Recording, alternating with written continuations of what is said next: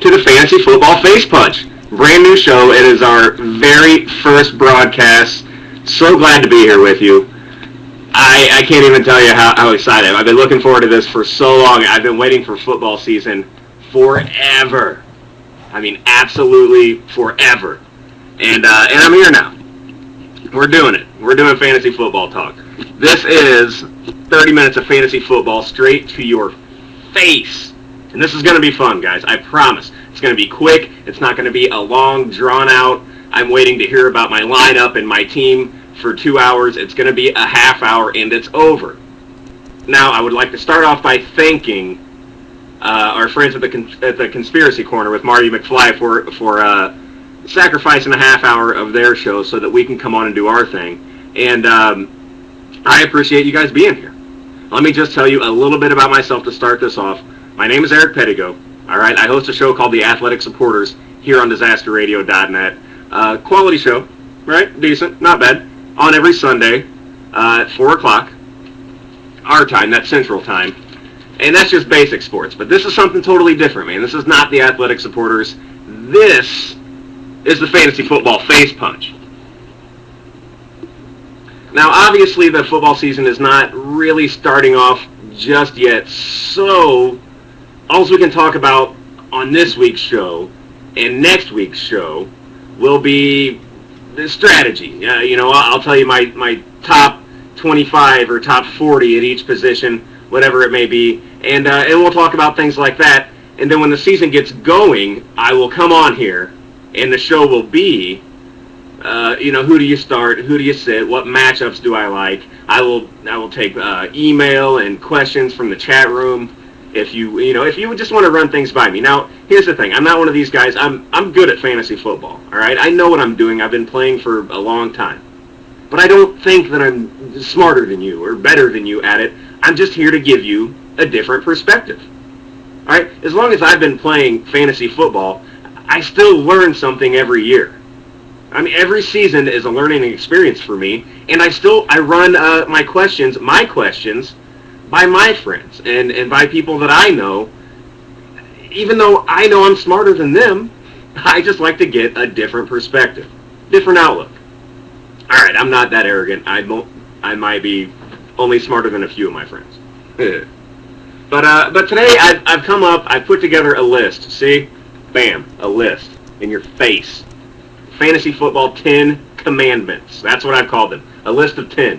10 rules to live by if you're going to play fantasy football, and you will have success. You will have some sort of success. I promise. Now, am I guaranteeing you will win your league if you listen to me? No, but you'll do well. You will do well. I can hop into any league and I can compete. I know how fantasy football works, and it's not rocket science. It's fantasy football. It's easy. There's a reason that guys like me can do a show like this. It's easy. It's basics. So let's start with number 1. First rule, fantasy football. Find a league. All right? Easy. Find a league that suits you. Now, there are all kinds of different leagues with all kinds of different setups. I can recommend, a league for you. I can tell you what kind of a league to look for, and if that'll help, that's great. But when it comes to at the end of the day, you need to be in a league that suits your needs, or however you want to put it, however you want to play. I can tell you our league does something like this. Our quarterbacks let me just start off. We're in a head-to-head. I do a head-to-head point per reception league, all right? Now, some leagues you don't do head-to-head. Some leagues are just total points. At the end of the year, the guy who scored the most points wins the whole thing. And that's fine. There's nothing wrong with that. If that's the kind of league you want to be in, great. I like head-to-head. I know at the end of the season, sometimes the team that scores the most, and this happened in our league, sometimes at the end of the season, the team in your league that scores the most won't even make the playoffs. It's luck of the draw. It's week to week, and it's records against records at the end of the year.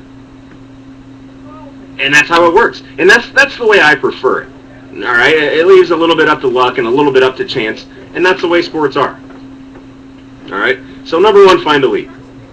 I recommend finding a league where your quarterback actually scores points. See, the way most leagues are set up, your quarterback will only score 3 or 4 points for a touchdown. 3 or 4 points for a touchdown. All right, they already get slided on yardage. You either get 1 point for every 20 yards for your quarterback, or 1 point for every 25. All right, making quarterbacks, basically not that important. Even if you get a Tom Brady or a Peyton Manning, these guys aren't going to post big, gigantic scores on a weekly basis if they're being held back by your scoring system. So I recommend getting into a league where your quarterback gets 6 points for every touchdown. Why not? In our league, our quarterbacks, okay, we get 1 point for every 20 yards, which is fair. I understand you don't want your quarterback scoring 75 points a week and totally dominating the league. But I do believe a quarterback should get 6 points for a touchdown. At the very minimum, 5.